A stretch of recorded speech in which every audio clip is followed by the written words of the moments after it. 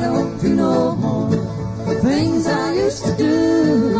I don't do no more things I used to do. I don't do no more, for the Lord's made a change in me. Hello, this is Real History, and I am Melissa, and today I'm going to be joined by Dr. Petra Bueskens from Melbourne, Australia.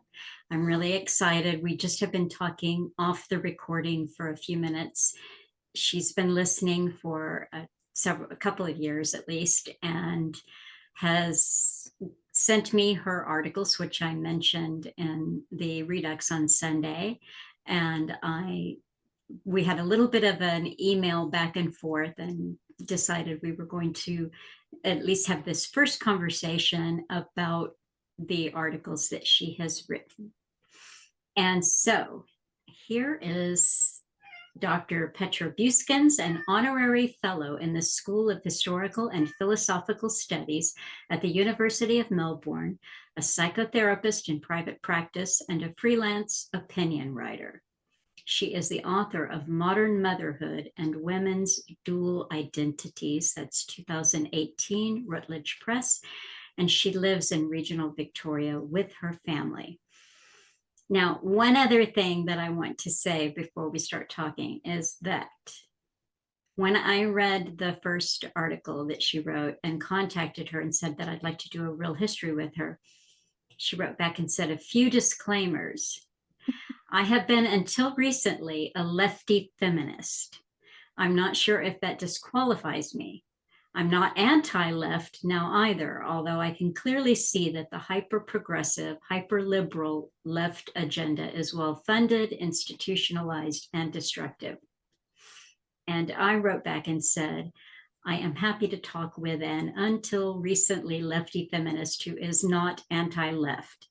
On Real History, I've spoken with atheists, materialists, Christians, Islamists, Jews, and anarchists. So why not a recent lefty feminist? So, hello, Petra. Hello, Melissa. It's really lovely to meet you, and thank you for inviting me onto your show and demonstrating heterodoxy and free speech. We don't all have to be on the same page.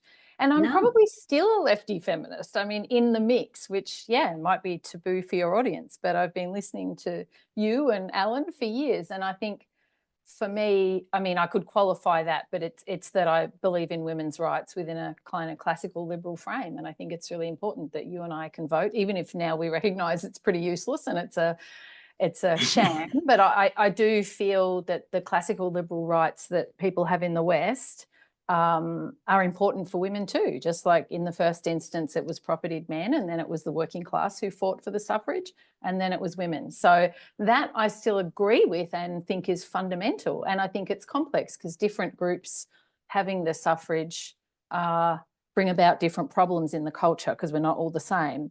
But that doesn't mean I'm on board with really what has become, I guess, a trans agenda within feminism and a woke agenda. And I find that word a bit fraught, but, so there's things in which we clearly overlap, but I still hold to classical liberal views and extend that universally. And that was a struggle to extend it to women. So I still think that's quite important. But my concerns about the government overreach and the control around the, I guess the COVID time, but for much longer, for me, that was an important maybe second or third wake up that tipped me into being more aligned with people who are awake than maybe my former group of progressives, if that makes sense. Yeah. And I see that, Labor and Liberal here, or Democrat and Republican, they're all kind of the same. We see the same agenda. I feel like I'm quoting Alan there, but we do. And so for me, it's no longer about left and right. So I do maybe, like have the bleeding heart liberal thing going on, where I always felt that it was important to not have major wealth disparity, or that the rich, should be taxed to some extent, or, myself included if I, earn that much. But now I see it through a completely a new lens, which is to say that I don't think governments anywhere work, and as in function, and we're seeing profound dysfunction and abuse of power and essentially socialism for the rich and poverty for the rest of us and inflation and, so I see it in a different light now, but I don't, the way in which I saw it before, if it operated properly and the left were sort of cared about free speech, that they used to, they don't anymore, or if they were anti-war, they used to be, not anymore. Like the old left makes sense to me, just like maybe earlier versions of women's rights activism or feminism make sense, but the current versions I find kind of hyperbole and part of manufactured culture wars and really totalitarian. Well, the totalitarian, so the first article that you wrote for UK Column is The Paradigm Wars, Part 1, Globocap Meets Mass Formation. And I want you to set up what the premise is. I've already told listeners, gave them a little head start on Sunday that they could read the articles and be prepared for this talk. But that's good. I haven't listened to that talk yet. Yeah. Thank you. Yeah. So you're setting up an issue that some people might be aware of. I know that some listeners are. I've heard from them already, in the last couple of years about it, but also just recently after I said this yesterday, because we're recording on Monday, I heard back, oh, well, did you see what Bueskens wrote about this and so forth? So I've absorbed a lot more information, frankly, than I thought that I was going to about this whole argument, which centers around a book that Mattias Desmet wrote called The Psychology of Totalitarianism. But I like what you said about democracy is receding, and what has come forward is a new alliance. And this is what you said. As democracy in the West recedes behind a curtain of shadow banning, unelected experts, and a suite of mandatory public health measures that can neither be voted out nor effectively challenged, a diverse international resistance movement has emerged. It consists of an assortment of outliers, disaffected members of the culture industries, academia, media, the arts, healthcare, doctors, nurses, and allied health professionals, science and law, as well as a cross-section of the working class and lower middle classes, independent contractors, small business owners, the farmers and truckers, often characterized as freelancers. And I'm just going to read one more little bit and we can dive into the discussion. The movement is heterodox in two senses. First, it is outside the Overton window of acceptable views and policy standpoints, quite literally beyond the pale of polite society. And second, it is characterized by a hitherto unaligned cross-section of society, blending both the left and right side of politics, the upper, middle, and lower classes. It appears to be composed of a minority of people from literally every walk of life and demographic group. It includes people of all classes, races, generations, nations, cultures, and religions, and both men and women are its constituents and leaders. It is decentralized and leaderless, and yet all who are part of it feel connected, even if only tangentially. Constituents typically define themselves as their own leaders, or in other words, as free beings. As the dissident movement clearly shows, this view has seemingly overnight become anachronistic, if not taboo. So why don't you just tell us what the controversy is that spurred the article? What happened about Desmet's book, and just a brief little outline of the drama. So I mean, like you and many of us, I was caught up in that moment and started reading some of the most interesting and erudite voices, not only the most well-known ones, because of course I discovered Alan at this time and lots of other people too, but I found that so I'd read Desmet and I'd read Hopkins and I hadn't read all of Peter Bueskens' book, but I was very familiar with him and shared his critiques of psychiatry and had read his work for years and recommended it to other colleagues and had a great respect for him. And so I was I felt very, very disheartened, almost like I had a kind of cognitive dissonance on reflection. Of course, that's a bit naive, but that there'd been this, you know, really sharp break. So to summarise, Desmet had published a book, Mattias Desmet, or I think it's Mattias, but Mattias Desmet had published a book, The Psychology of Totalitarianism, with Chelsea Green Books, and they'd published Naomi Wolf and maybe an RFK book, or that might be Skyhorse, but they'd been publishing a little bit of stuff that was dissident, and there's almost no publishers for this. It's self-publishing, or it's about 2 places. And he is himself a psychoanalyst and a psychologist. And so he had written a book which very much summarised existing well-known arguments that I knew from my own background and training and my PhD in social psychology, mostly by the political philosopher Hannah Arendt, talking about the psychology of evil. And she has a famous line, the banality of evil, which is evil, and she was analysing the Nazi trials, that evil is able to propagate because ordinary people turn a blind eye. And it was that just following orders, you know, that was a famous expression in German, which escapes me now, but it's this idea that I'm not responsible because I was just doing as I was told. And so this idea of the banality of evil relies on the group both to be propagandized and to enact the ideology on the ground. It wouldn't work if most people didn't go along with it. And it involves a series of stages of sort of transformation in thinking, and that's essentially cult thinking.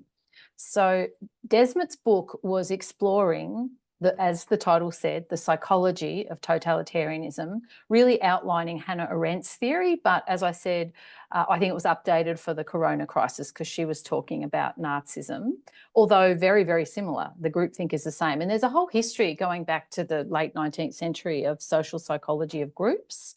The other Gustav main Le Bon. Yeah, Le Bon, yeah. And so he was elaborating and updating those arguments. And then he had another part to his book, which was deeply philosophical. And it's, again, one that resonates with me and that I'd sort of written about in my, you know, thesis and my PhD thesis and in other places around hyper-rationalism in the West and the loss of a sort of a more interpretive, subjective, not subjective, any truth matters, subjective in the sense that there's always a subjective component to culture, the sort of lifeblood of the culture, the core values and belief systems. And that had been kind of disappeared from public space and from public discourse, and this sort of hyper-rationalism and cult of the expert. So the other part of his book was exploring this loss and how the hyper-rationalism, cult of the expert, quantitative sort of obsession of the West had gutted out those core values and principles that are kind of spiritual and philosophical, sort of religious and philosophical, let's say, that are core planks of the culture. Why do we even believe this? You know, why does it matter? It's like that's gone, which is like what that judge who was one of the first to speak out in the UK, Lord Sumption, and he said, well, at some point we have to ask, you know, what is the balance here between locking down and living? Because there has to be a balance. And none of the experts even questioned what was being lost. It was like, because they were in this sort of one-eyed, I mean, if they weren't actually nefarious agents, but let's just talk about the useful idiots for a minute. They were blinded by this, and it showed that the education system has produced an entire cadre of people who never think about values in their decision-making. What does it mean to lock up a child? What does it mean to shut down social connection? What does it mean? And I'm not even talking about the economic stuff, which is really important. And we've got a fantastic professor in Australia, one of the very few who spoke up, Professor G.G. Foster. She was saying, you can't ever just talk about the benefits. You always, in any economic decision, like a lockdown, need to talk about the costs. And there always are, just like we can't talk about the risks. We have to act like they have no risks. But every medicine has both pros and cons, even one you might choose to get, like, I don't know, a cesarean, but there's always going to be a con to any intervention. Like there's a con. There's a con to aspirin. Exactly. So these talking heads acted like there were no cons and acted like there was nothing subjective or values-based in terms of our losses and in terms of their decision making. They had no moral compass. It was entirely geared to numbers, and those numbers were models. They weren't even empirical facts. They were models, and they were models within models, kind of like our economy now has, the fiat currency business where they're selling the debt, and, it becomes more and more abstract. It's not linked to reality. And that's what Desmet was saying. We're in this kind of fetishization of the abstract, the hyper abstract and the hyper rational. So the other part of his book that people have talked far less about, that I think is possibly the most interesting and original. The first bit's all about, the social psychology that's well established, Arendt, Le Bon, and so on. But the second bit, I think it's also well established. I mean, Max Weber and a lot of sort of turn of the century, the previous one, sociologists were talking about this. I mean, Weber has an expression, the disenchantment of the world. It's a German expression, talking about this, what modernity would do to the culture. It would gut out these kind of fundamental values-based decisions that are based in religion, ultimately, and in cultural differences and in values. So Desmet's second part of his book is about how we got here, the sort of disenchantment of the world, the hyper-rational decision-making, and also this sort of bullshit job stuff. So David Graeber's excellent work on the loss of meaning in jobs. It just, he gives that example of the person who had to go, as far as from, maybe a number of meters and had to sign all these forms and was blocked from handing over a box literally a number of meters because they didn't have the correct form. This absurdity of bureaucracy and rules. So there's Desmet's analysis. And then a number of other dissidents, let's say Hopkins and the Breggenses were the most high profile, but there were others too, kind of said, he's blaming individuals. It's not the fault of individuals. It's nothing to do with psychology. It's totalitarianism, and this is about top-down control, and we don't have any choice, and people are blindsided and they just have to go along with it or else they'll lose their jobs, and, that line. And I could see that argument too, and I guess I'll just back up and say I was following Hopkins quite closely because I think he's probably the most brilliant writer today on the corona crisis, and I think he's just sharp and witty and funny and yet so dark, and he's being persecuted now quite badly in the German court system, and he was rough. C.J. Hopkins is an American playwright. Who has been living in Germany for the last 20 years. And he was imprisoned for 60 days. I can't recall. It was something he paid the fine. I don't think he was actually in prison. Oh, okay. But they're overturning that possibly now. So there's a second court case. They haven't let it be. He's being harassed by the German court system badly for something that's obviously satire. Yeah. So his use of the swastika on the cover of his book. And as he has shown, it's the same as has been used in Der Spiegel on the front cover in many different instances. And also he's making a legitimate case that they behaved in a fascistic way. And we'll get to how that's become a perspective rather than a truth down the track, because that's part 3. But so Hopkins, who I think is brilliant, absolutely brilliant and clever and funny and dark and a deep truth speaker, he said it's got nothing to do with psychology. It's all about the state. Now, he might challenge how I'm characterising it. This is how I would, in the sort of Cliff Notes way, characterise what Hopkins is saying and the others who are critiquing it. It's not about psychology. This is about top-down power that people were forced to conform with through mandates and lockdowns and violent police and Hopkins has a sort of deeper metaphysic around reality. So he writes a lot about reality. And again, I find that quite compelling and have written about it as well before encountering his work in relation to the trans issue. So, how it's not enough to say you can recognise that someone can identify as something, but it's quite another thing to say they are a woman. You know what I mean? Like, it's one thing to say they identify. I'm separating out what we might think about that for a minute, just the facts. They might identify as a woman, but that's quite different to saying they are. And we're now mandated effectively in many places to say they are a woman, a trans identifying person. So Hopkins was writing about the reality that we are now, in a sense, reality has been defined and we have to agree with this new reality, the new normal, for example. And so he was saying, again, we're not negotiating that reality. It is imposed upon us, and you either agree or you become a dissident and you will suffer the consequences, be lined up and so on. So they're the two positions broadly, and Breggins said the same, and they all wrote op-eds being, critical to the point of really aggressive towards Desmet, really aggressive. And I felt sad about that. And of course, I've seen this kind of thing before in, it's all through progressive movements that people turn on each other. And yeah, I felt a sadness because there was instant division and, people taking sides and sort of like a family breakup or something. And accusations which say a particular strata of the dissidents are always making accusations of controlled opposition. That person's controlled opposition. So Desmet was seen as and defined as on many dissident sites as controlled opposition, and so was Malone, controlled opposition.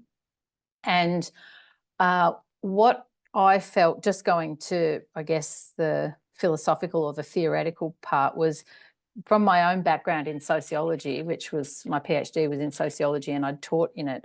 There's a long-standing theoretical debate, let's say, called structure versus agency, which is essentially top-down. Are we influenced by society primarily, or are we influenced primarily by our choices? And of course, there's whole theories lining up on either side, like nature nurture, and then there's a whole lot of people who are in the middle, and and I understood that and taught that as what we'd call recursive. So it's like a Moebius strip. One is always influencing the other, and you can stop at any point and arbitrarily say it's more an individual or it's more society, but in reality, it's actually both always. Like there's a term always already, which means it's a term in philosophy. Both are happening concurrently. So right now I'm influenced by the power structure around me, but I'm also a unique individual who navigates that power structure. And so are you, and so is everyone listening. And so I wanted to pull it away from the polarity, which of course social media encourages. And we're all in a state of limbic hijack. We're all in a state of lining up on our team. And then, people are all day because they're deprived of community and they're deprived of meaning, the very things that Desmet, I think, points out quite clearly. And as the others point out, we're all in power structures that deprive us of the ability to properly, say, earn an income in a system that supports us, or own a home, or pay taxes, or, it's getting harder and harder. Every escape route is being squeezed. And so what I saw was that this debate between structure and agency was suddenly polarized, because that's what the new media environment does. And then it was like guns blazing, although I think, to his credit, Desmet never did do guns blazing. He kind of just sat with it while the others did guns blazing. And I still have a lot of respect for their work. I'm not saying their work isn't insightful and brilliant, but I felt we didn't need to choose. And in fact, that they're compatible perspectives. We are in a context of top-down power relations, like we were mandated or you lose your job. And I'd like to maybe touch on how I haven't lost my job. And we were forced, and so that's absolutely accurate. But I don't think that means we don't navigate that, and we don't, as individuals, have the capacity to resist it or the responsibility to do so. Okay, so I also think there's a kind of, even bear with me, a sacred responsibility to resist. I believe it is sacred. I think there's secular versions of that too, but if we listen to that calling, this level of control on principle is wrong. So even if I were pro-vaccine, and I'm not, but if I was, the COVID vaccine, I would still feel on principle people should be able to choose. Because as I explained to a friend of mine who was very pro, as most middle-class professional people were, I said, okay, so my line is here. Yours is over here. You agree with that. But there is going to be a point where the state could reach your line. And if you don't, on principle, allow others to say no, when it gets to you, you can't say no. It's a principled matter that I can say no to medical intervention. This is my body. Come on. Like, what are we talking about here? And what has happened to the expert class, the useful idiots here, and I'm not saying everyone is, but who go along with it but aren't necessarily at the level of the more nefarious level, they think because they agree with it and they think it's right, that therefore it is. They've ceased to see beyond their own perspectives, which I see as a radical indictment on the education system and on their own critical thinking faculties. So they've been trained to be like narrow experts of just this one little thing. And that's, again, Desmet's point about the loss of values. Pause. Yep.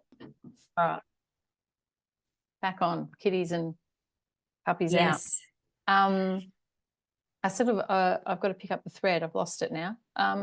What you were talking about was this narrow specialist view and the indictment on the education system that would keep them in that place of not being able to see at all that there's another perspective. That's right. Yeah. And so when I was talking about it with a friend who was pro, I just sort of said, but I guess it's the principle that while your line is over here, so you're in agreement, so you're not feeling the dissonance that I'm feeling because you're in agreement with the rule, but there will be a rule you don't agree with. Let's take an extreme example that the state can take your child. You're not going to agree to that. But what happens if you've already forfeited the right to oppose the state? You can't oppose anything. So I got an extreme example to illustrate the point, because there was such righteousness about anymore that the right to choose actually absolutely trumps this top-down, you have to do it. The right to refuse, or rather, sorry, I didn't say that clearly enough. The right to refuse trumps your rationalisation for why it's good. You need to have a relativisation so that different people's points of view are allowed. And we weren't allowed to have our own point of view. And I'd like to get back to that because my third piece was my working through why we weren't allowed to. And I remember explaining it to my children too, so that they had a grasp on it. And it was that we ultimately had a different worldview. And for many people, I mean, I believe they were propagandized, but I still want to hold that they have their own right to a point of view because I want them to hold that I do. So I accept that they have a right to their point of view, even if I don't agree with it. But I think what's happened is the conflict, sorry, that's my coffee machine turning off. That's too noisy. Oh, that's okay. That's all right. I think the conflict is at such a deep, deep level that it's no longer a conflict between different preferences, whether it's, we would say Labor and Liberal, or you would say Democrat and Republican, or whether it's between even religious differences. I think this is a difference at the most fundamental level. Like, we don't share the same reality. I think it's that deep. Yeah. And I'll get to that in a minute, but just to, because I think that's why they felt righteous to impose on us. And I actually think we haven't been in a position yet, but I think our side might have that too. For example, say the trans issue and children.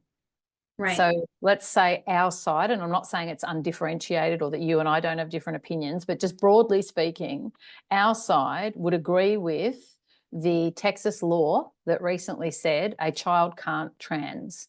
It's not legal to allow a child under 18 to transition. Now, I think that's really important as a safeguard. I would even say until 23 when the brain stops growing. However, from the perspective of whatever you want to call it, the other side, that would be seen as a human rights violation.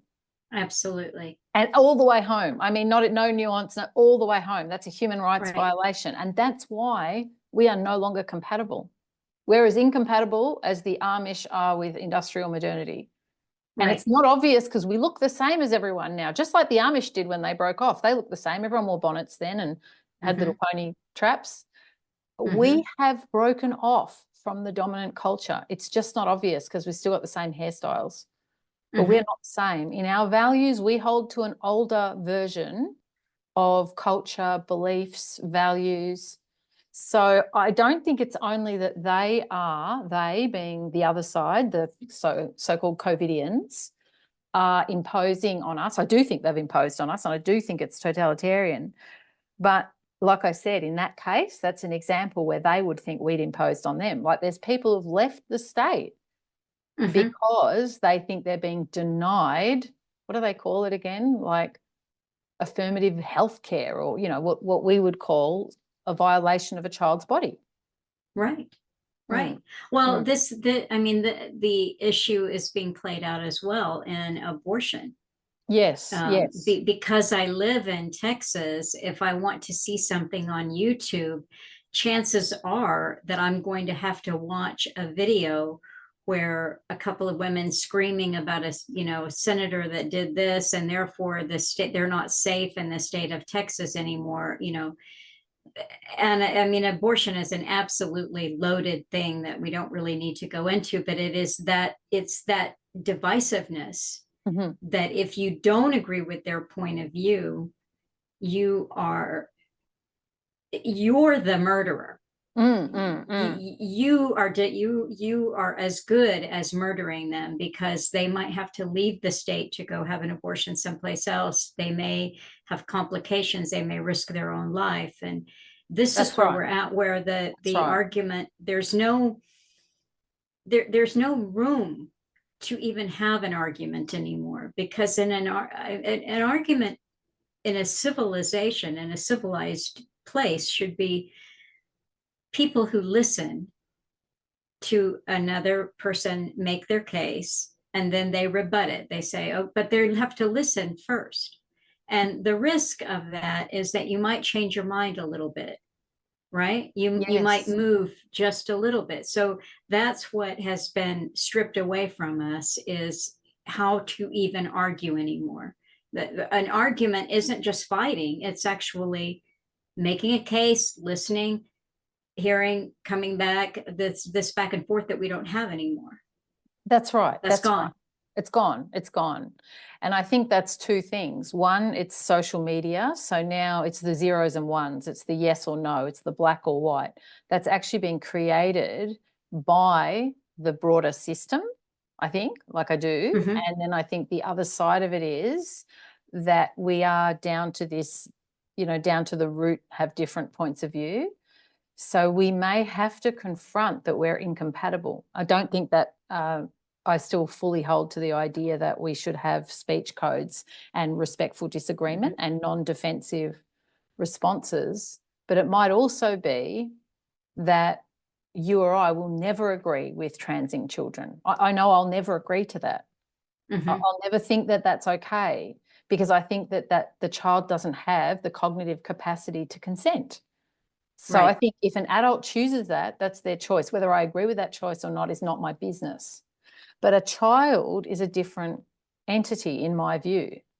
But by the same token, the people who are into that position, like you were describing with the pro and anti-choice, and I think that's more nuanced too, but than the trans debate, or it could be. It's not, but it should be. Yes. But I think the people on the side of pro, they would see us, like I said, as denying them, gender affirmative healthcare.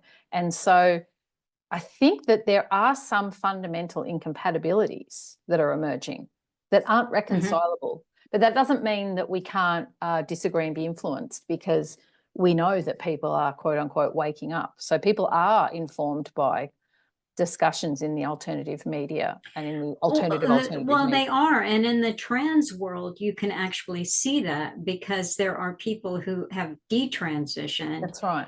And there are people who were on the verge of transitioning. They got to the point of taking hormones. They may have even started that and then stepped away from that for whatever reason, and have completely done a 180. So people are capable of changing, but in the climate that we're in right now, it probably isn't going to be because of any kind of nuanced argument or discussion that we have. That's because right. We have reached that point.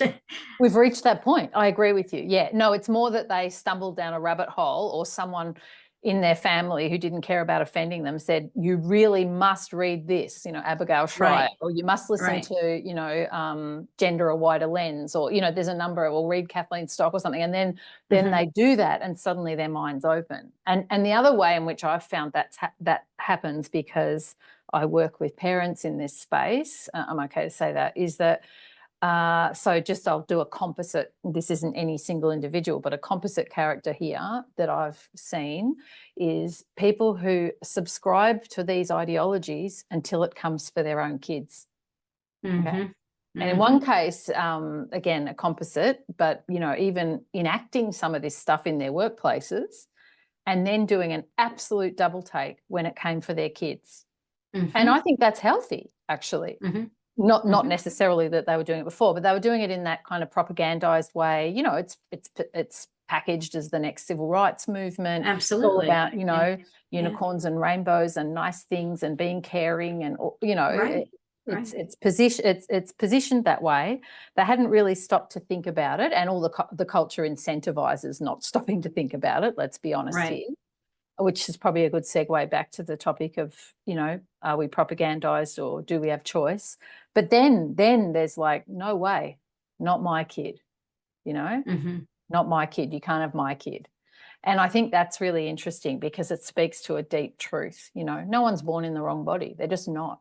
No one's born in the wrong body. Even if you have gender dysphoria, even if you choose to identify, your body is a sacred temple and there's nothing wrong with it. You know, look at that 70s Lego girl. She didn't have a, you know, highly conformist Barbie doll version of femininity. I mean, this is the irony with this stuff. It's so gendered in the most policing, horrible way. So the minute a girl gets interested in sports or a boy might like a color on the pink-red spectrum, hang on a minute, you know, are you trans? No, you're just a kid. You're just a kid exploring.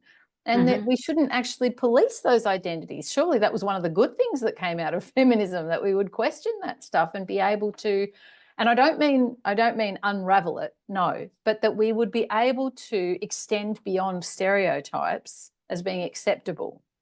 You know, little girls can climb trees and boys can bake cookies if they want, and that doesn't make them trans. And yet now there's almost a, oh, well, you tick 3 boxes, therefore. I find it really limiting. But back to our original conversational piece, I think that I saw the debate/fight as polarized. And I think one of the reasons I was quickly going to say about why it is so polarized, one, it's social media, but the other is, and I feel awful saying this, but I think the culture's died. I think it's died in the wider culture. And this is an idea of a German theorist. It's always a German who says something heavy and dark like this. And I've got a German background, so Wolfgang Streeck. And he says, he's a German sociologist living today, he's around 80. And he says that we're just living off the corpse of capitalism, he says, but he also means the wider culture.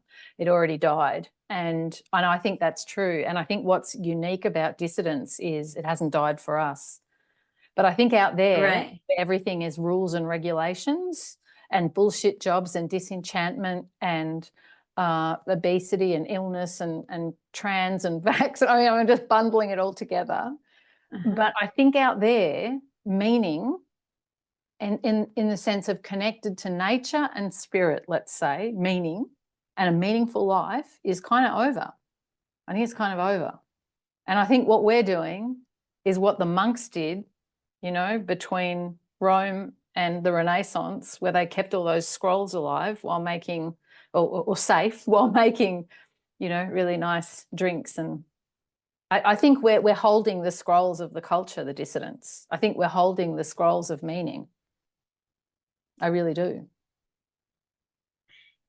Well, it's interesting. I don't want to get too far ahead in your pieces, but at the end of the third piece, you're talking about the end of everything. You know, basically this it's over, and we're holding on to something for ourselves and for a future that we don't know is going to arrive. And it sort of made me think about. It's very dark, I know. Yeah, it is. No, I'm dark in my outlook. I know, that's why we can talk. John the Savage in Brave New World. Oh, yeah. Because, and again, I've leaped over into the very end of your third piece, but you talked about Terence McKenna and the Archaic revival.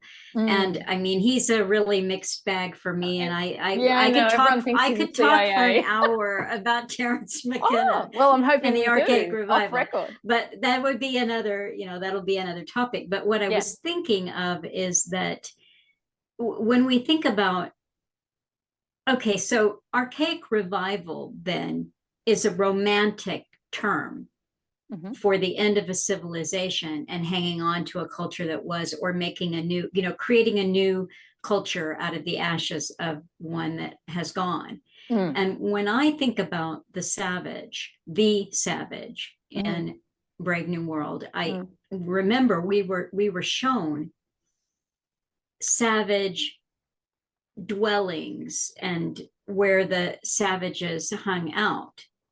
And for the most part, they looked like savages. John was unique in that he could quote Shakespeare, and he loved his mother. And he had these old values, these romantic notions of romance and, the bond between a man and a woman. And I wonder, we're so broken, those of us who recognize it, see us as so broken. I think whatever savage populations exist, there will only be a few noble savages within those outcroppings. I like what you're doing with that term there, flipping it from the romanticization. Yes.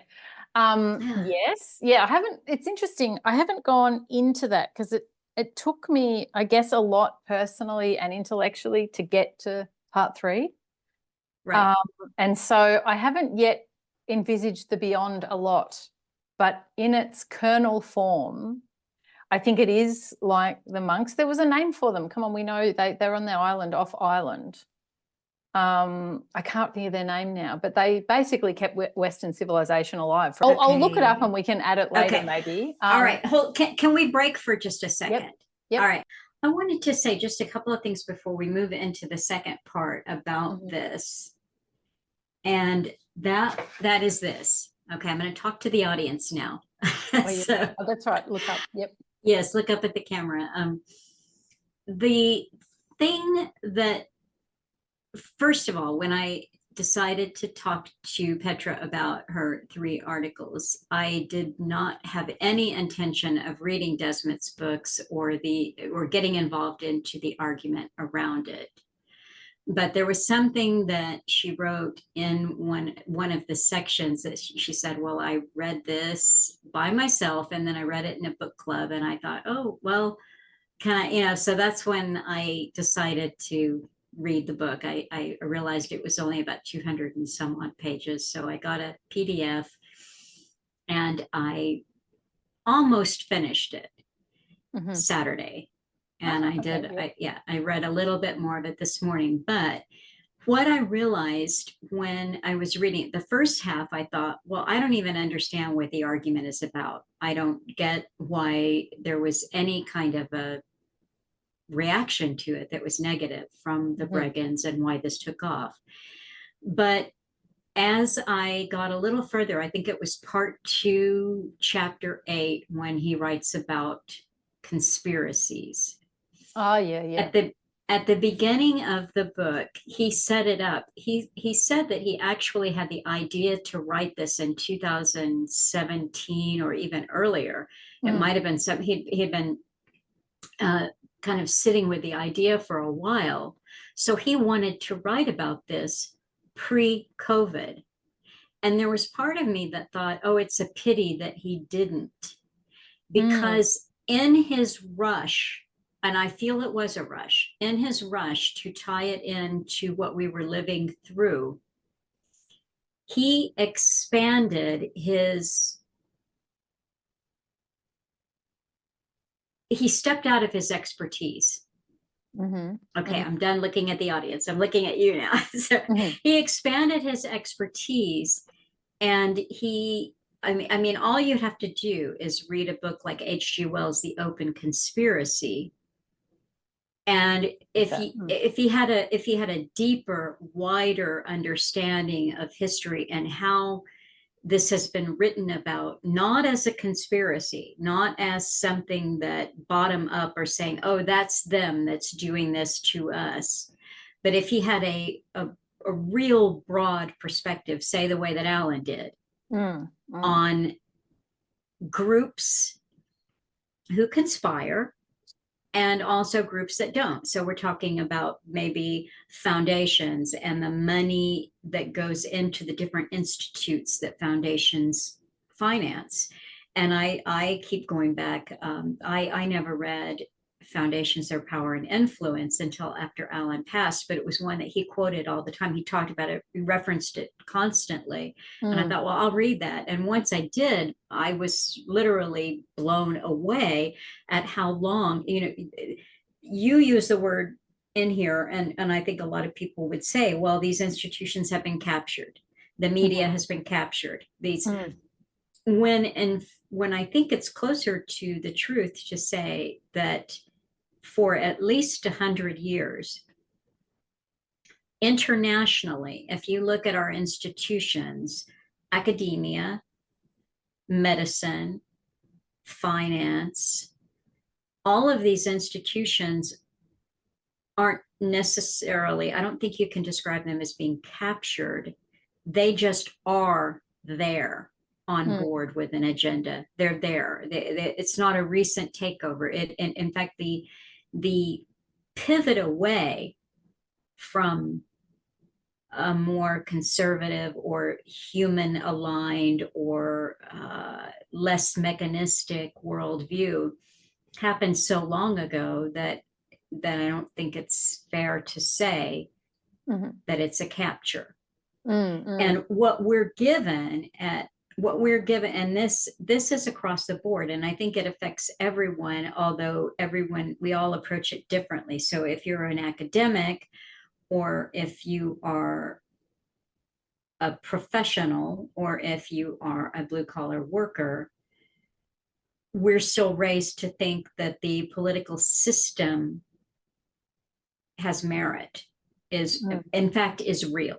I'll just cut to the chase, is real in that it will really affect change, or that it could really affect change. And I think, especially after reading Foundations, that you look at the different groups. Council on Foreign Relations is one, Royal Institute of International Affairs, the Aspen Institute. What you see are these you see groups that, so it's not just the World Economic Forum, because you see, that's where I think if he invited sharp criticism, it was by overstepping his field of expertise, because some of the things that he said in that section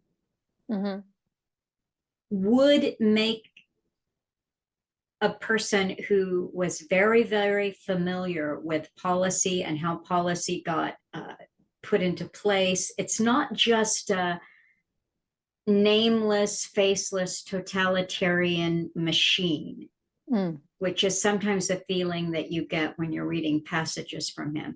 There are men and women who have intergenerationally worked to bring a mindset and a culture into being that we see now. So otherwise, I think he could have delivered this in a way that, say, for instance, the Bregans wouldn't have jumped on it and said. And the second thing was, as I said in the Redux yesterday, who promoted him and why. So when the book first came out, I heard the arguments that he was making summarized. People said, oh, you've got to read this. Listeners said, you've got to read this. It's really good. It makes so much sense. This makes so much sense. But I saw that he burst onto the world stage because Robert Malone promoted him on the Joe Rogan show. And so I was just like, immediately he was tarred. I tarred him with the brush of association. And I don't want to say controlled opposition. There is such a thing. But what the word I like better is gatekeeper. Sometimes a gatekeeper is a gatekeeper unwittingly. They're in a position and they know which way the wind is blowing, and so that's where they shift, and they're the gatekeeper because they're already there, they've got a point of view, and it's useful. And sometimes a gatekeeper is a gatekeeper because they're authorized to be there. And I don't know. And again, seeing what happened around this whole event, I wouldn't want to venture out too far in guessing who that man really is. But there's something. Do you mean Desmet? Or no, Malone. Yeah. Malone. Okay. Yeah. There's something that it just, I don't know, for lack of a better way of putting it, it gets your spidey sense going. I don't have that, there. But I realize that's endemic. Yeah. So that was my kind of, uneducated reaction to it. I don't really want to see that. And secondly, I think he did Desmet a disservice by adding the word psychosis to it.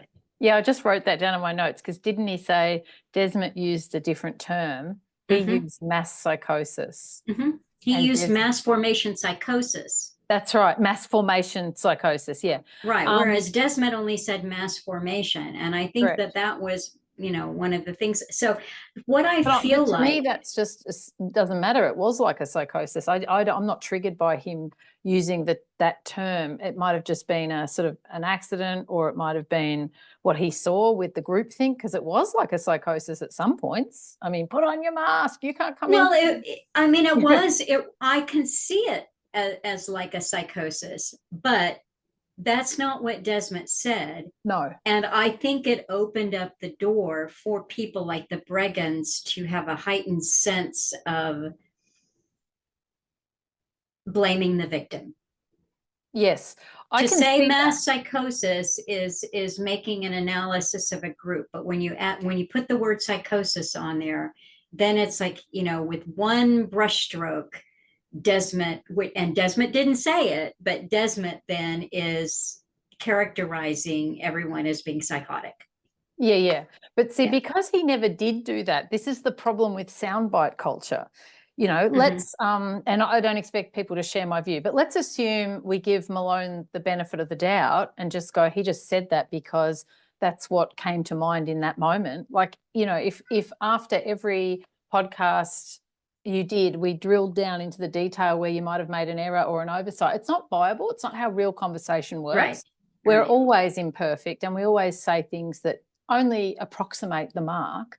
And so if he says mass formation psychosis while he's on the most popular podcast in the world, I'd probably make many more mistakes than one. So to my mind, that's not evidence in and of itself that either he or Desmet are somehow saying that. And if you read the actual book, it's much more nuanced, as you found. Yes. So there's something going on, it seems to me, that requires additional explanation. And that's why I went into dissidents are contrarians. And we've always got our what do you call it? Our antenna up, where we're questioning things. Most of us in one form or another, and I'm going to put my psychotherapy hat on now, are black sheep. And I think being black sheep is what has enabled, I'm making a gratuitous generalization, feel free to challenge it, but I think we are. What's enabled us to see what's going on in part, because we're already slightly outsiders. Now that can be in our families, in our communities, it could just be in our own heads, but we're already, very few people, it seems to me, and this is just my own little N equals 50 people I've actually spoken to on this matter, let's say in the community, and different people who were dissidents, this wasn't their first wake-up call. Like in my case, I talk about being woken up, but I had already several previous incidences where I had, for some people it's 9/11. For me, it was literally the experience of childbirth, because I've spoken about this before. I had a home birth and I went into a deep dive like homeschoolers do, and realised the whole system was geared to mass medical intervention. And in some ways, the kind of, the term being used is obstetric violence. And women's whole experience of birth, and I see this in my capacity as a therapist too, is that they feel violated. Many, like it's so common that women feel violated in birth. I mean, violated like raped levels of violation that isn't processed or talked about, because they experience the complete violation of their own boundaries and rights, and they're all just supposed to be thankful. And I think that actually disrupting that really important rite of passage disrupts people's lives in deep ways. And puts them on trauma pathways. And so that was a wake-up call for me. But my point here is simply that many of us were already awake, whether it was an incident like 9/11. Also, I've got a German father who was very awake to, let's say, City of London stuff and funding and the creation of Hitler. But what is it, Pareto? The Italian guy who's written a book on that. It's really good. It's not Pareto, it's Pareto. Anyway, so, you know, there might be several incidences in a person's life. One, I mean, childbirth is so personal. Another is, you know, a parent who has brought a particular wisdom to me. Others have it in other ways. But most of us were already going, there's something really wrong with the medical system or the school system or the economic system. And it just took maybe 3 more puzzle pieces, or the woke system, or, you know, to then get a kind of aha moment. Okay. So I think, backing up, what is the psychology of a black sheep? The psychology of a black sheep at its worst is a bit paranoid. At its best is very aware. And I think we move between those poles. I include myself in that. Dissidents move between paranoia, like, can I, you know, this leader, this council member, this, you know, to, which is healthy. We're the ones, we are the canaries in the coal mine. Yeah, we say, this is not okay. You could say Alan was like the first canary in the coal mine. He wasn't, but let's say for the current movement, or, you know, other people of his ilk, where he was really, you know, I say that in the article, it's not just lonely old Alan Watt or David Icke. There's now like a whole movement of people, right? So I think that we are in some I'm so contrary, and I'm like, oh man, she put Alan Watt in the same sentence with David Icke. Oh yeah, sorry, I don't see them as the same. I know that Alan doesn't do lizard people, the Lordy.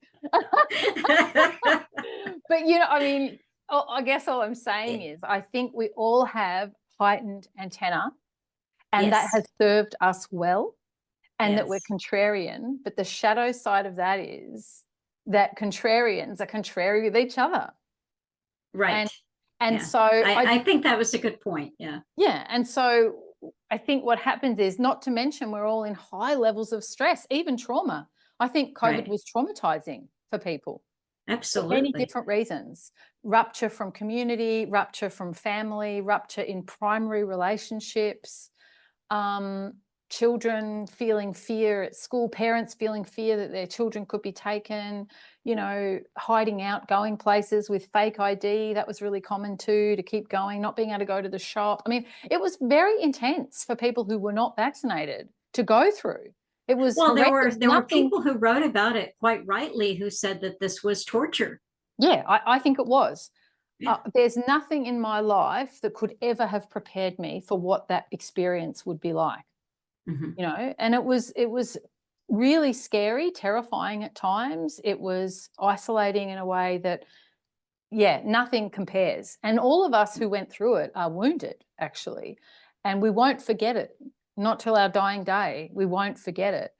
And I think, so I think we were all in a state of activation and trauma, already contrarian, and then we're operating in a media landscape that's zeros and ones, that's black and white. So I don't know whether Desmet is quote unquote controlled opposition. My intuition tells me he's not, and I trust my intuition. But I think, never had that. I never had that response to him. Yeah, and I'm agnostic. Even when I say who is promoting him and why, my spidey sense has always been about Malone. And I question then if Desmet was simply co-opted for something else. And I'll say this, and again, you know, considering what happened with the Bregans, and I'm going to disclose this. I really don't need to. I don't have to, but I didn't read the book. I didn't listen to Malone's interview on Joe Rogan. I heard that Malone had sued the Breggenses for $25 million for defamation or something like that. That's pretty full on. And, and so when I heard that, the day that I heard it, I called Ginger Breggen. I don't know her from Eve, but I felt upset on her behalf. And did they deserve that? They, I don't know. I didn't look into the no, I don't think so at all. Too deeply, but it was extremely extreme. And I introduced myself to her and I said, this is who I am, and I have just heard about this, and I'm appalled. And so we had a nice conversation, and then at the end of the long conversation, so I am not a follower of Breggens and their work. I know what they talk about, and I wasn't really a follower of Malone, but the whole thing kind of smelled of David and Goliath, and it just felt like a real incident of bullying. I could see that, but I also had seen how, and I have deep respect for the Breggenses and for Peter Breggen's work. So I come back to, this is me speaking about the content rather than the people. Yeah. So they attacked Desmet in a way, so did Hopkins, in a way that was intensely personal and aggressive. And they also accused Malone of being controlled opposition. And I guess if reputation is your stock in trade, like you have to be a big enough profile for that to be the case.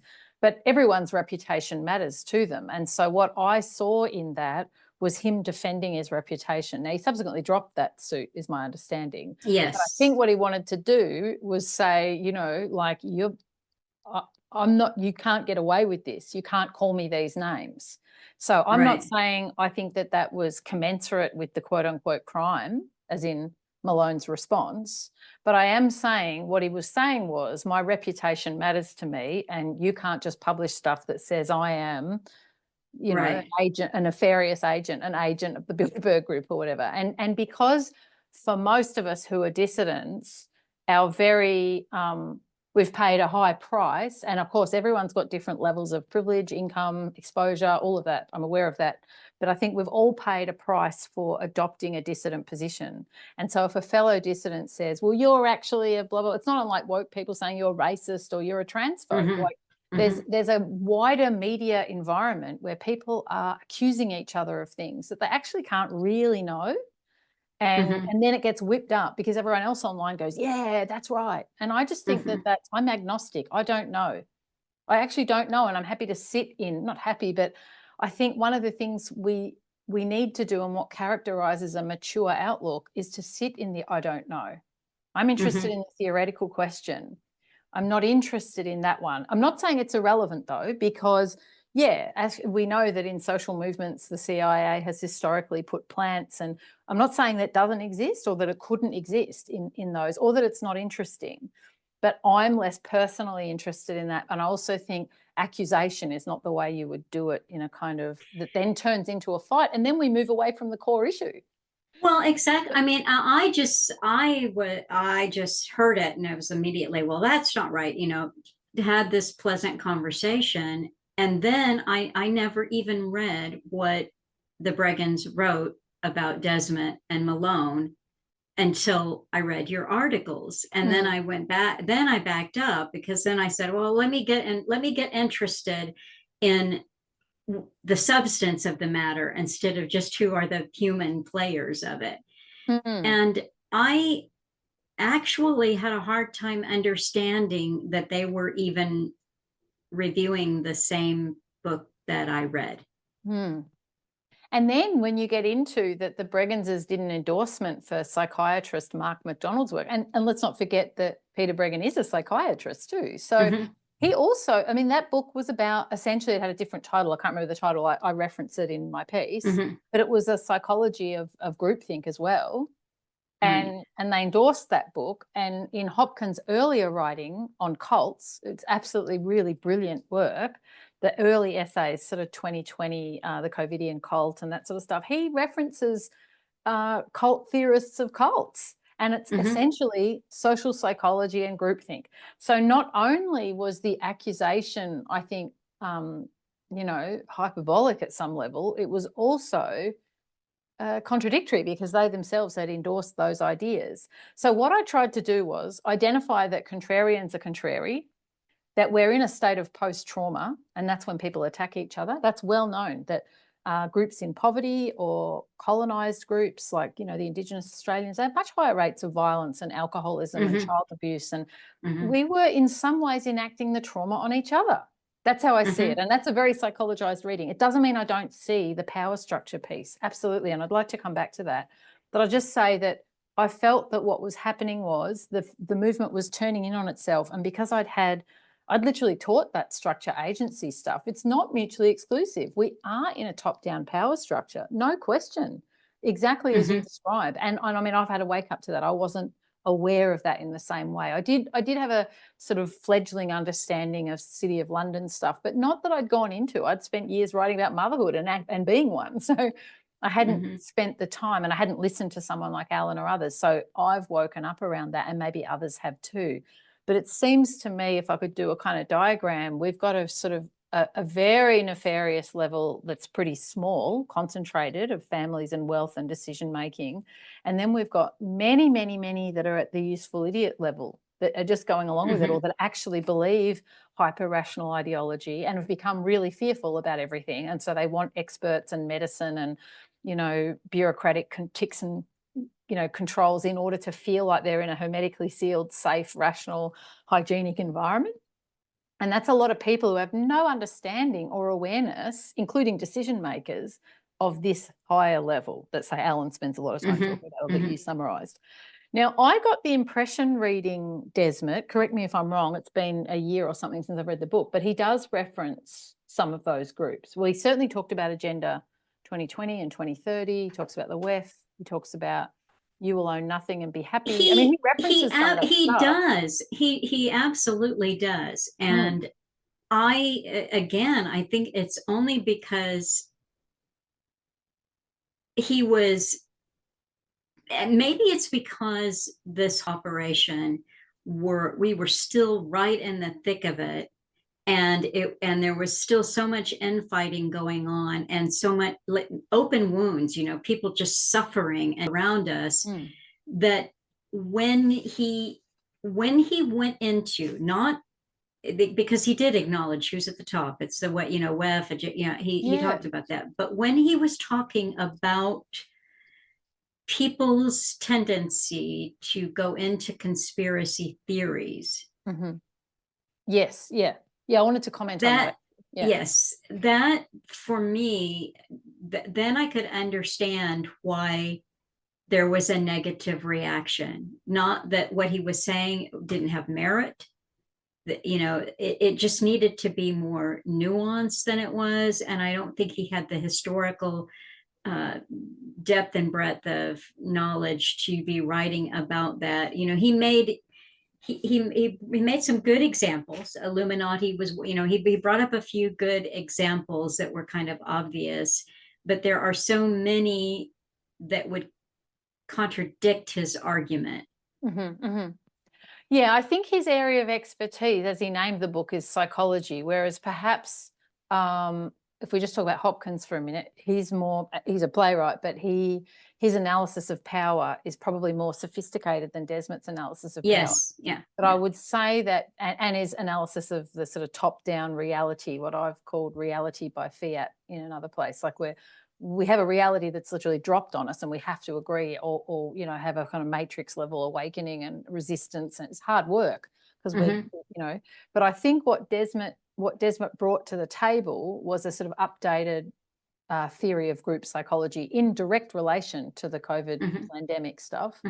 And I think then that second part, he brings something there. And to me, he didn't need to bring everything, but I'll say something else, and that is that I think his point about conspiracy theory, I'm slightly going off my memory of the book, but is that he says that those of us who are awake, these are my words, not his, have a tendency, like I said before, with our alarm bell and our antenna to sometimes see more than is there. And I could hear that without being offended, maybe because I'm a bit more green. I'm a more of a newbie to this table.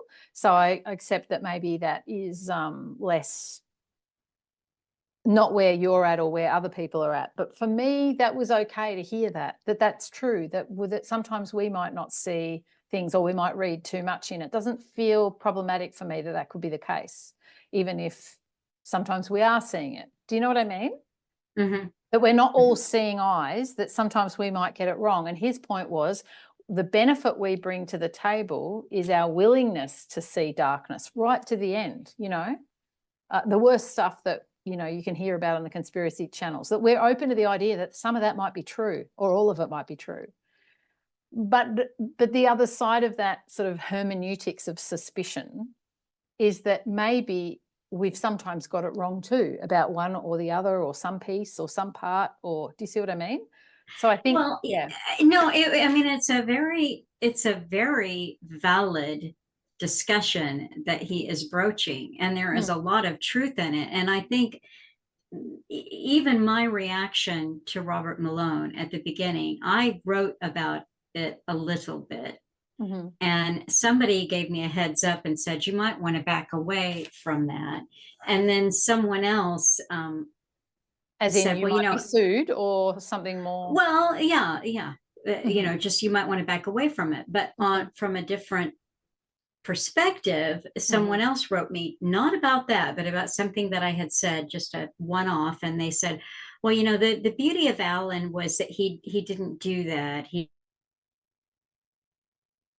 didn't really name names. He didn't call people out in that way in the community. And I thought, well, first of all, Alan talked a lot about the CIA control of alternative media, and he did from time to time call a couple of people out. Mm-hmm. But I took a beat, and what I realized was that I didn't consider it trauma or being traumatized at the time.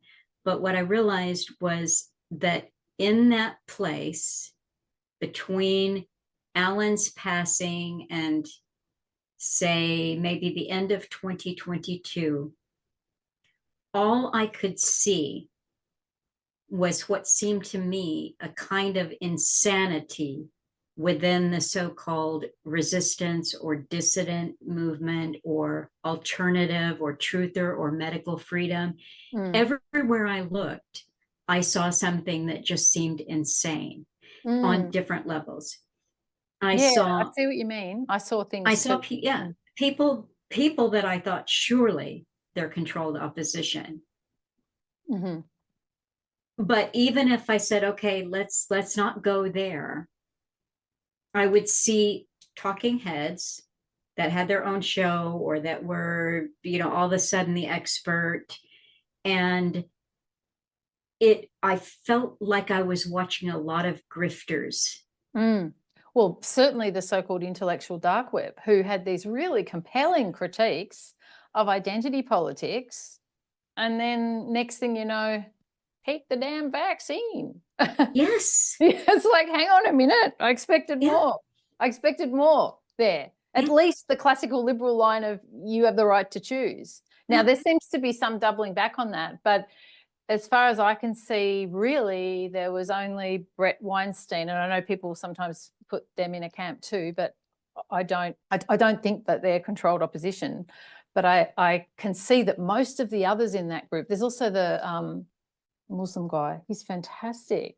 He resisted too, but they now are not part of the sort of proper intellectual web. Right, Sam Harris and all that. They also had a big kind of fall apart, that group.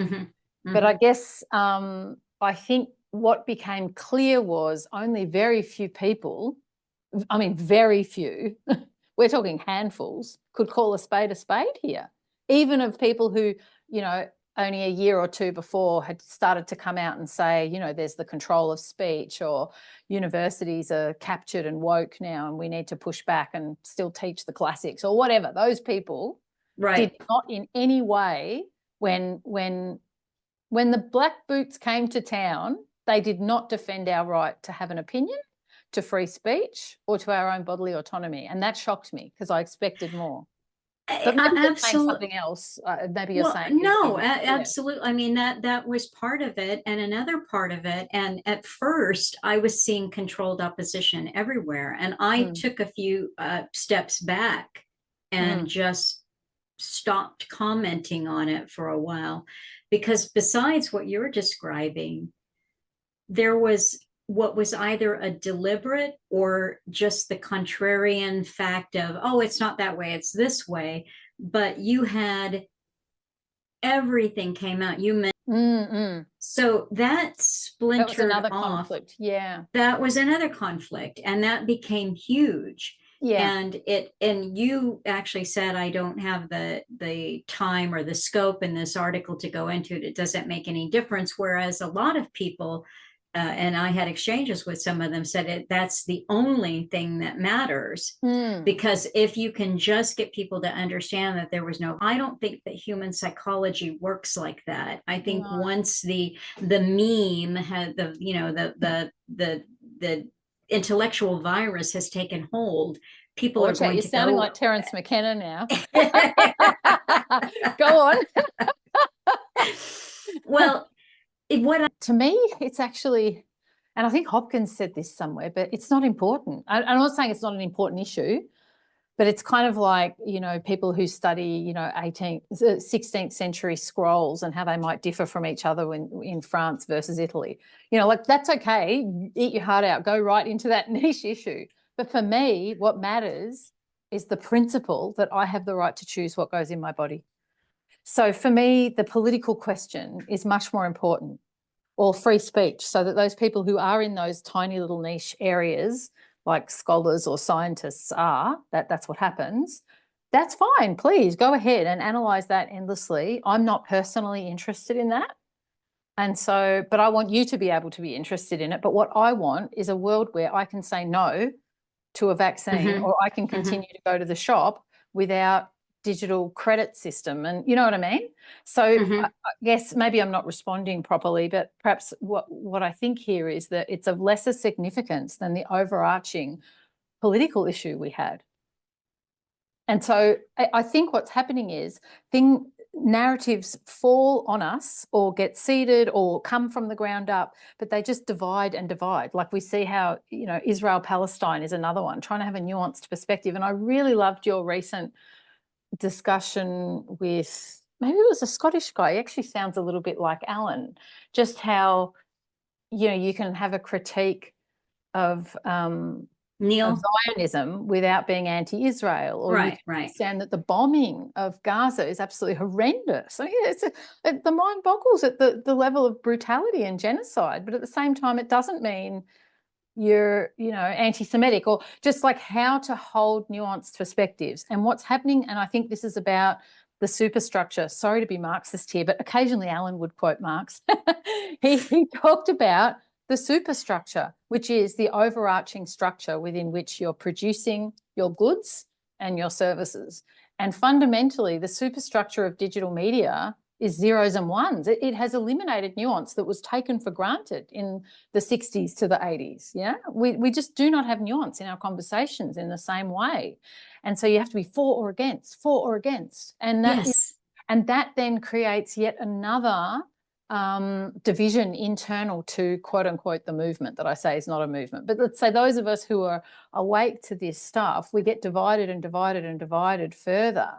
And what I have written about in a piece that's forthcoming is that I think we've got a mirror of reality that has actually shattered and broken. So what we took for granted as being a shared philosophical or epistemological framing that shared in the sense we didn't even think about it, like the air we breathe, like what makes a culture unique, what makes a Scotsman, or a Chinese person Chinese, or a German, like it's in the air you breathe and you become that. Okay, so we had a mirror of reality, and I think it's shattered and broken, and we're all on little reality shards. So you and I are close enough in our reality shards that we might either be on the same reality shard or we're certainly on a compatible one, so we can have a conversation. But if we tried to talk to a COVIDian or a rabidly pro-trans person, we literally are not sharing the same reality coordinates. It's like speaking another language. this is what I mean, this you touched on this in your writing, and we're touching on this right now in the splintering. I mean, I think that this conversation is worth having, not because of Desmet and Malone and the Bregans and Hopkins, and these are just players in this. Agreed. But it Yeah. is They're on the chessboard. about how do we develop as individuals? Because remember, in the exchange of emails, I said, well, I didn't read the book, I didn't read the book. I don't, because I think it's something different. And people said, oh, you got to read it because this explains everything. And I'm like, no, there's a third way. Well, here's what Alan would say. He said it on air, Melissa, and he said it. Melissa, I'm sorry, my dog is now really woofing at the door. Oh, okay. Maybe, yeah, that's can okay. I pause again? I'm so sorry. Yeah, I'll let no her out problem. and I'll open That's the door. okay. Hang on 1 minute. Sorry. Go on, Melissa. I just noticed I hadn't clicked off the okay, this recording is in progress. That might actually go on the whole recording, but I'll just have to put something cute over it. Like, oh, okay. I was nudged and prompted, and I ignored it. I haven't been properly trained. That doesn't mean it won't be recording at your end, does it? Oh, no, it'll be recording. It's just that banner might be on the whole recording because I didn't click it off, but what am I going to do? But what I was saying is that Alan said repeatedly, I have two enemies. I have the enemies who have planned and implemented this agenda, and I have the masses who go along with it. Well, there you go. I haven't heard him say that's exactly the point. Yes. Yes. And he would say that to me quite often, that he's not, I'm not here for the masses. I'm not here to wake up the masses. I'm not here to educate the masses. The masses are my enemy. Yeah, it's true. So when we were having a back and forth in the email, I said, well, I know the basic setup of this so-called argument, but I've already worked it out for myself. That's why I didn't read the book. I'm going to be with Alan on this, which is there is a third way. It's not the top down versus the bottom up.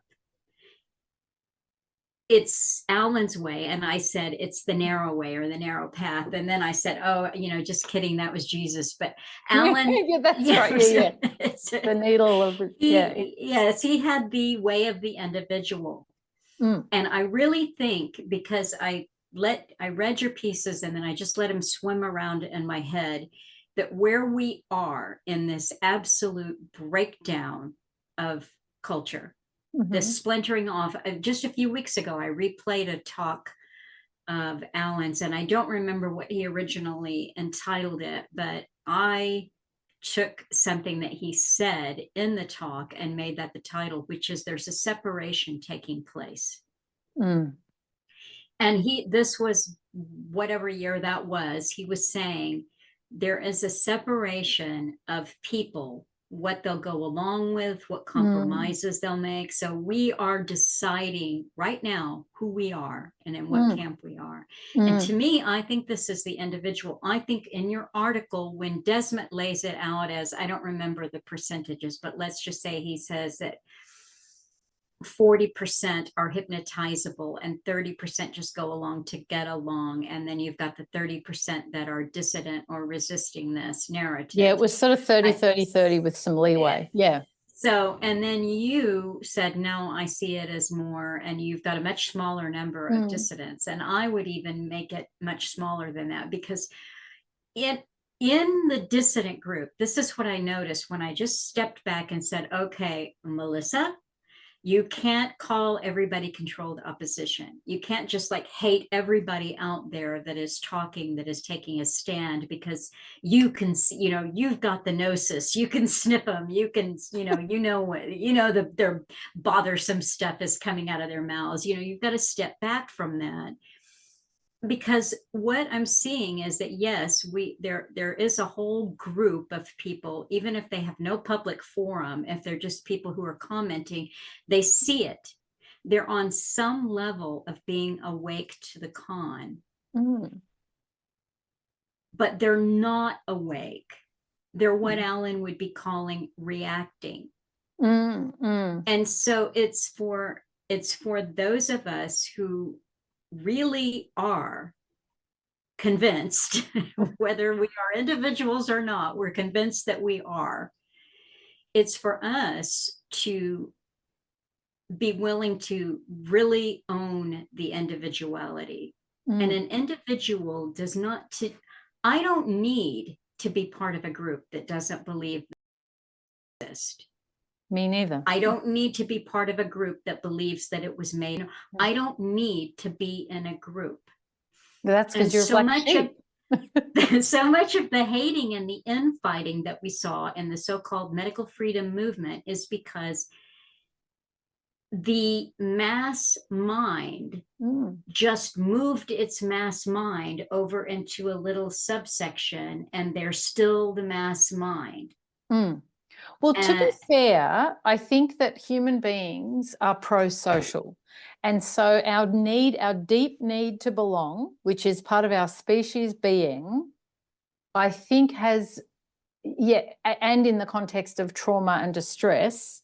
So, it's a truth of psychology that the attachment system gets activated through distress. It's when, you've lost your child that you're like crazy running after looking for them in the park or whatever. So, or, when a spouse dies, and maybe you have some awareness of this, it's not uncommon. Like the studies show that widows and widowers will see their spouse in a crowd and then go, oh my God, that's not him or her. So the attachment system gets activated when we experience loss. And so I think what happened was the trauma of the lockdowns and the mandates, I think it was traumatic for the body politic for everybody, but for resistors, it was deeply traumatic. Like some of us thought we could be rounded up and put in camps. And that was really scary. Even though it didn't happen, that was really scary. And so the alarm system went right up. And many are in recovery now. And so I think that what happened in the context of the alarm system, the superstructure, and then our natural pro-social qualities, which are that we want to belong to a family and to a community, meant that that sort of tribalism, for want of a better word, I know that's not politically correct, but like you say, it re-established itself inside that group. And I think a part of, if I go a bit philosophical here, a part of the awakening, and I know that sounds cultish, but I'll just stick with it, is the deconstruction of ego, or what someone who I found very articulate a couple of years ago called the alien cortex. So the ego is something that, and in our culture has been fostered to pathological levels. I'm not saying an ego is all bad. An ego, as a therapist, an ego marks your boundary. An ego is what means you're legitimately angry when something goes wrong, for example. An ego tells you where you end and the other person starts. I'm not saying all ego, but the ego that is fostered in a highly materialistic culture and in a culture where, likes are literally quantified and, everyone's in some ways caught up in this cycle of ego as a path to meaning or validation. And so I think that's also part of the tribalism now. It's become sick and corrupt rather than natural and pro-social. So I think that all that together is like a toxic soup. And unless you actually radically deconstruct ego, accept being a black sheep and start in a real way connecting with real people face to face, and they might even be less perfect than your perfect friends online. Like they might be the COVIDian who runs the local shop, but you just say hi every day. Like, for example, there's someone in my community or former community who became quite COVIDian, but I went off Facebook years ago once I fully understood this was just surveillance technology to get our facial, recognition stuff and, like put your whole child's childhood on there and all of that. I clocked it. I read Shoshana Zuboff and I read a whole bunch of stuff and went, this is crazy. I'm getting off. Yes. And it meant no longer being a part of things. Like I missed so many birthdays and my relatives in Germany don't see what my kids look like. And, but I just knew it was wrong. But it meant being isolated genuinely in some ways, because that's where everyone communicates now. That's where the city square is, that's where the polis is. And so I think, I can't remember where I was going with that, but just I think I think deconstructing that and having face-to-face relationships that are actually meaningful. Oh, that's what I was going to say about that friend in the community, and someone who's one of us, a resistor, said, how on earth can you still be friends with person X? And I said, because I relate to person X like it's 2019, not 2020. I wasn't on Facebook declaring my hand. I mean, I'm not saying I didn't lose people, I did, but I wasn't on there banging on every day being I write, but most people don't read longer articles. So I'm actually under the wire in lots of places. Who's got the time and the mental kind of acuity and concentration now that we're all in limbic hijack? Most people don't want to read a longer article. So I've had no question from the university, which was something I was going to mention actually, why am I still in the system, so to speak? Because I'm virtually invisible. Because I'm not on Twitter, like talking about it all the time. And I'm not on Facebook talking about it. And I talk about it to people who actually want to read an article. And I will also say that my honorary is an unpaid position, right? So I pay my own way as an academic. I fund my own research through my psychotherapy practice and other things, little other eggs in my basket, because many years ago, I don't want to digress for too long, but because I was writing in literally the belly of the beast, women's studies, because I was interested in women, and because I didn't have the sort of postmodern, deconstructed gender is everything version, I just never transitioned into the positions. I never got a tenure track position because I had jobs and I was lecturing and so on, but I didn't click over. And that's why I'm able to still speak. So I've got a kind of really tangential, it sounds good, honorary fellow, but it's kind of like, it's not paid. I have an email address and a library. That's it. And that's great because it means I can access everything I need because the university libraries, all the journals, all of that's accessible to me. But I just couldn't go on campus for 2 years or something. That's okay. I don't anyway. I don't need to. But it's that sort of under the wire. And I think that way of being, I mean, Alan talks about it a bit. It's quite possible if you're under the wire. But I think that above the wire, then you get sanctioned in a whole new way. But part of that is the culture war that's curated online.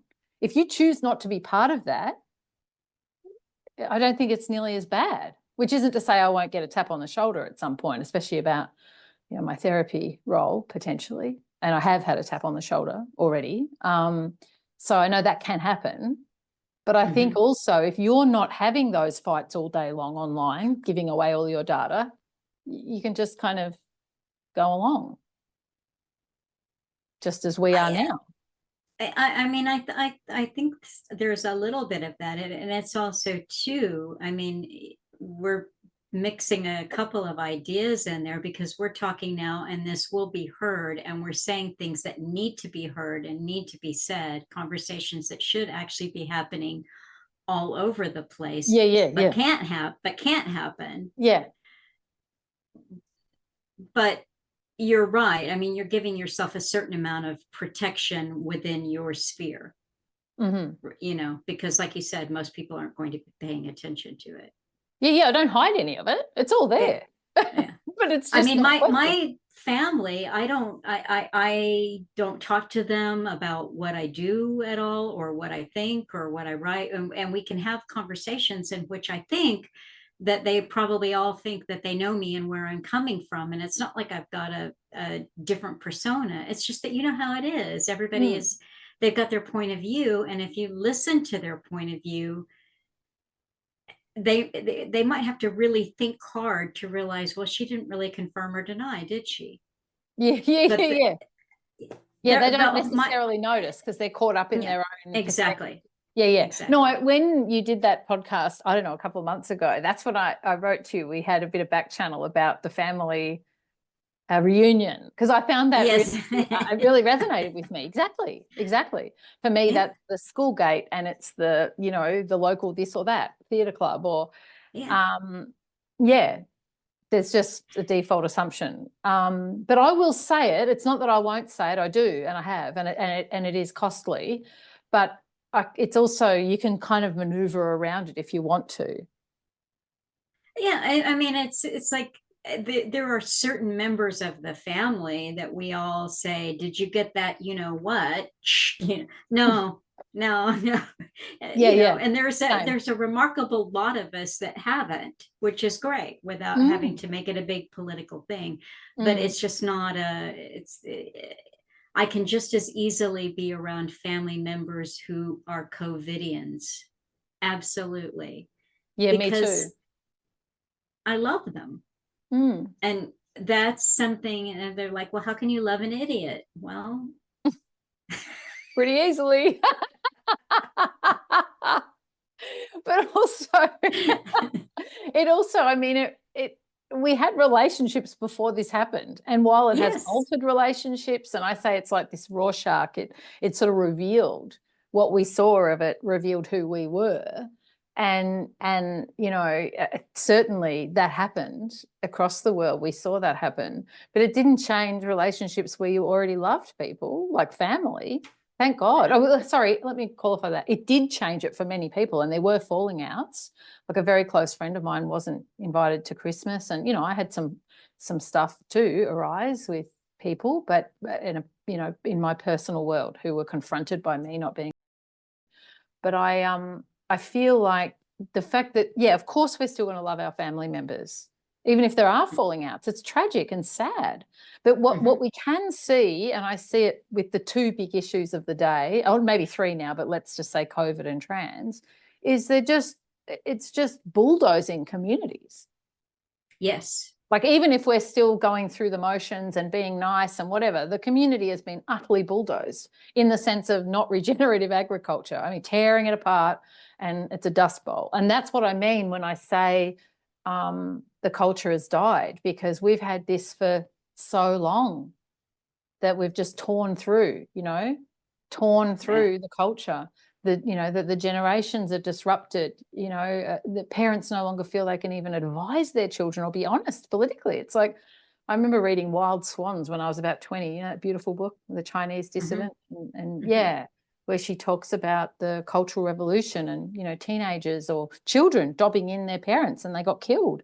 And then having to live with the legacy of that, like not really understanding what that meant at 10. Now, we're not at that stage. People don't get killed, but people are losing their children, and people were ostracized for their, not getting that thing in the arm. I think it's tragic. So on one level, yeah, you can go along, and in some cases it's okay. But for many people, there's been these horrible ruptures. And I feel that that's kind of evil, even what's happened to the social fabric. Evil. It is. I mean, there was listeners that have a young toddler, and their family just said, no, you're not welcome at events, you're not welcome at weddings, you're not welcome at Christmas, you're not welcome because you've chosen not to comply with this. Yeah. It's just brutal. And it's hard to repair that. It's hard to repair that because it's a deep betrayal, isn't it? Yeah. And many people have that. And versions of that, like partnerships that have broken down, or families that wouldn't help because, there was people. But I mean, to me, that's, if we think it back to the Desmet Hopkins, or, Bregan Desmet, it's like there was the top down, and they were clearly propagandized. And then there's the bottom up. How ethical is that to do that to a family member? Yes, it's really ethical. So I can't, sort of like Alan, can't let the individual off the hook there. I don't think it's just the top down. It's the intersection of the two. Yeah. And what we see, was that there was this group of people that self-selected out of society. I mean, that's what I say in the article about Hopkins. He is himself goes against his theory in a way, because he is a dissident of a shining example. So we're not just propagandized. We're not just like top-down forced, because how do we explain the anomaly of the dissidents? There's always a small group. And yeah, I don't think it's 30%. No, at all. No. I mean, just based on my own anecdotal experience, it was much, much, much smaller than that. But there was sort of one or two people in every group, every, choir or church group or sports club, but that's not a lot. That might be out of 50 people. I think it's very small, and you put it even smaller. So, but we've self-selected out somehow of the dominant system. And I think where you're going at the very end, what you say is, get to it, the end of civilization. Are we ready for it? It sounds like a gloomy conclusion. Did I say that really? Well, maybe not. Maybe that was me. You said what we have then is the end of a unified reality, not only politically, but also culturally, philosophically, and spiritually. Reality itself is at the center of the paradigm war, that is, at this deeper level, only cursorily about COVID-19 or any other new normal issue. The West has cracked open and split in two. Now, then that's when you get into the Seven Fires prophecy, which is nice, and Terence McKenna. And so, the Archaic revival. But then the next page you say, what we see now then are literally two realities: the old mechanistic paradigm that has morphed into its totalitarian endpoint, a living hell of government by elected expert imposing heartless, hyper-specialist, myopic risk analysis and inflexible rules in abstraction from people and nature. And the other reality, the new one that we, the disparate dissidents, are co-creating, is one that seeks to unite the hemispheres of reason and emotion, object and subject, facts and value, science and religion. And this is, we should probably wrap it up a little bit. We talked for a few more minutes, but that I have been thinking a lot about consciousness. I mentioned this in the Redux. I've done a couple of real histories on the topic, and it's this kind of interweaving of everything for me. Transhumanism, Alan always talked about, we're marching into this place where, he said it in his volume 1 of the Cutting Through books, this is the final phase of humanity as we know it. And it's because people have been sleepwalking in, and I like the mechanistic way, Desmet says it, you say it. I've been listening to several different people because I'm kind of trying to get it to coalesce in my mind for myself and not just parrot Alan's way of thinking about it. And I was sent a video last night that had to do, it was C.S. Lewis and the scientism being the twin of magic. And it was a longer thing, but basically it's a video. I'll send you the link and I'll post it. Do. I'll post it along with this talk as well. But the people who were talking about C.S. Lewis's writings said that at a certain time in history, we had 3 really strong warning voices about what you might call the mechanistic view, where we were headed, where they thought that we would be headed, essentially the end of humanity. And they were Tolkien, Lewis, and Orwell. There's a couple of others. I think there were others, but absolutely Steiner. Steiner and Max Weber, the German sociologist, he predicted that the sort of the rules-based system would end in what he called an iron cage. It was like steel house casing in German, Stahlhaus, I don't know, but that same idea, that it will interminably move toward a system that has no value and no spirit and no connection to embodiment and love.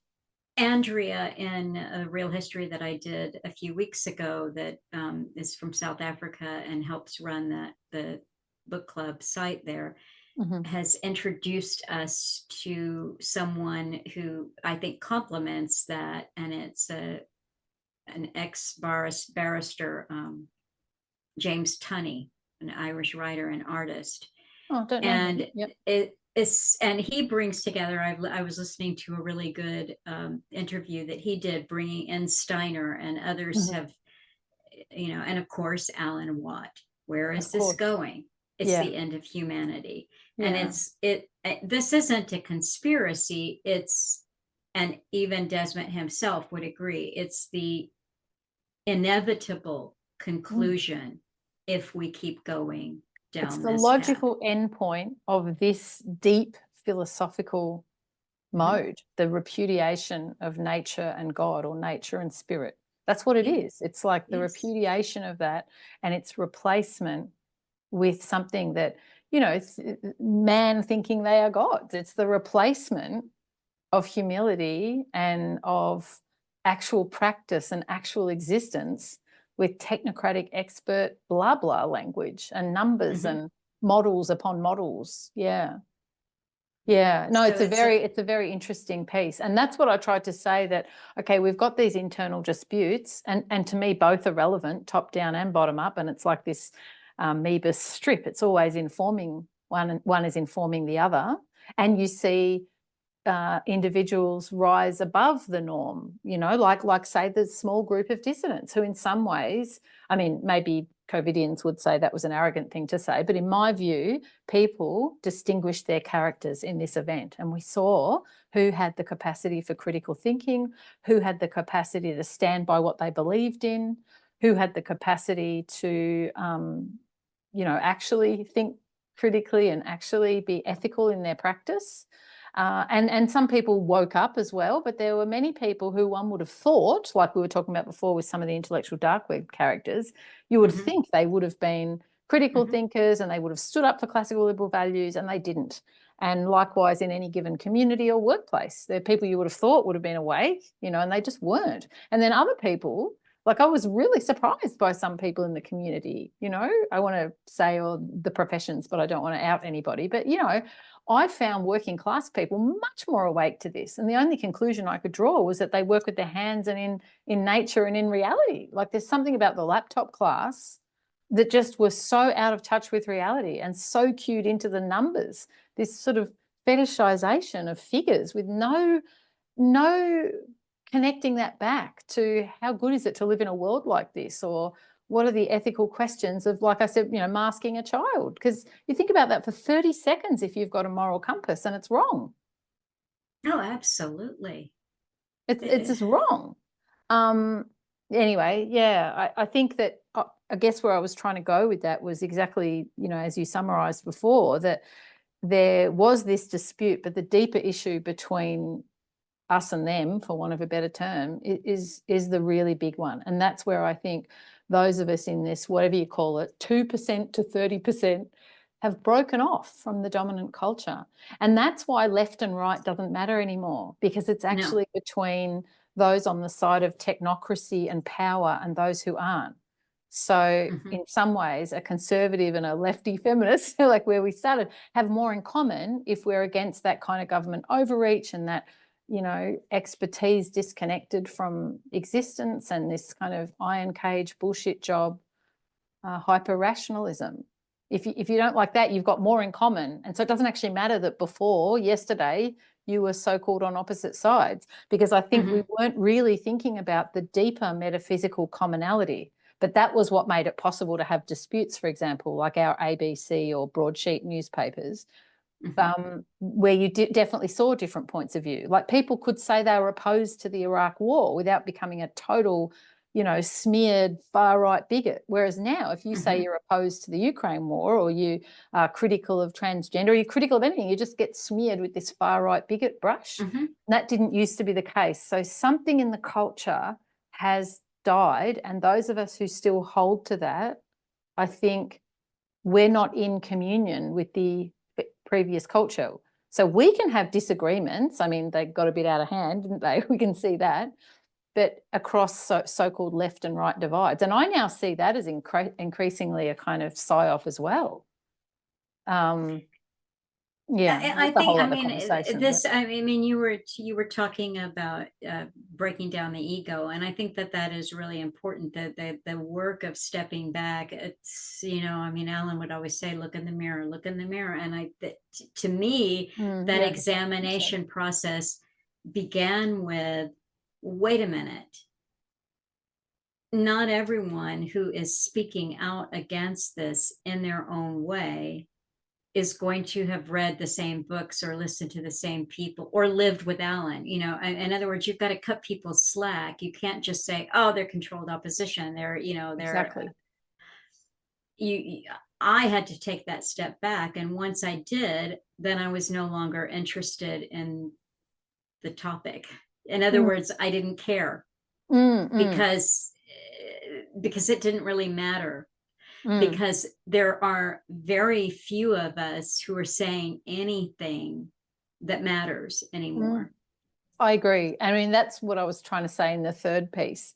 It mattered to me because I was worried about the dissident movement breaking up because of our good quality of contrarianism. I didn't want that to happen.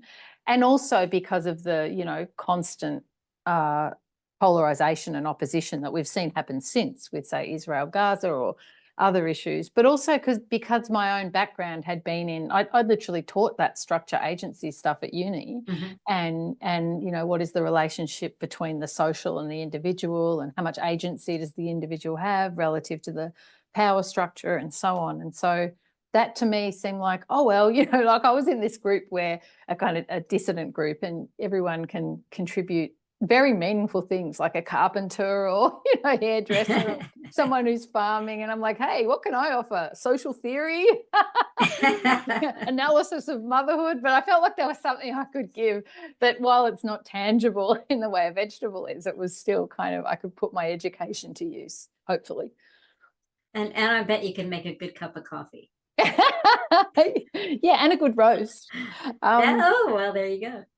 It was great to chat, Melissa. So nice. I really, I hope we get to do this again, because we've got trans, motherhood. Yeah, we've got a lot more. Yeah. Really scratch the surface. Let's stay in touch. Yeah. Okay. Well, I'm going to send you a couple of things that we talked about, and then I'll put up for other people links, because, you know, this, I actually called it, and I didn't mean, you know, I said in the Redux that we were going to be talking about this tempest in a teapot. And I didn't mean it in a belittling way, but yet that really is what it is. Yeah, you know? No, I think that's an accurate characterization. It was very real for everybody, and it was so real for me. I'm like, oh, you can't do that. You know, I'm going to go over here. Yeah, but that's how we can all be brought in. That's what I mean about our pro-social qualities. Yeah. What can actually lead us into these conflicts, Absolutely. Which is why actually stepping outside of social media and having either a longer real conversation like this, or connecting with people in your actual environment. So I was running the reading group where we actually talked about this stuff over a meal in person, positively bespoke, you know. All right.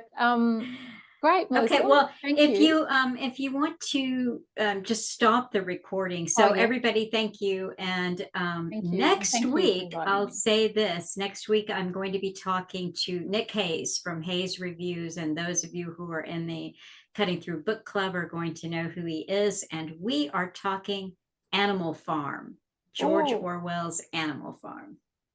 So thanks for listening. I forgot, I'm supposed to be looking at that camera. Bye. Bye. Well,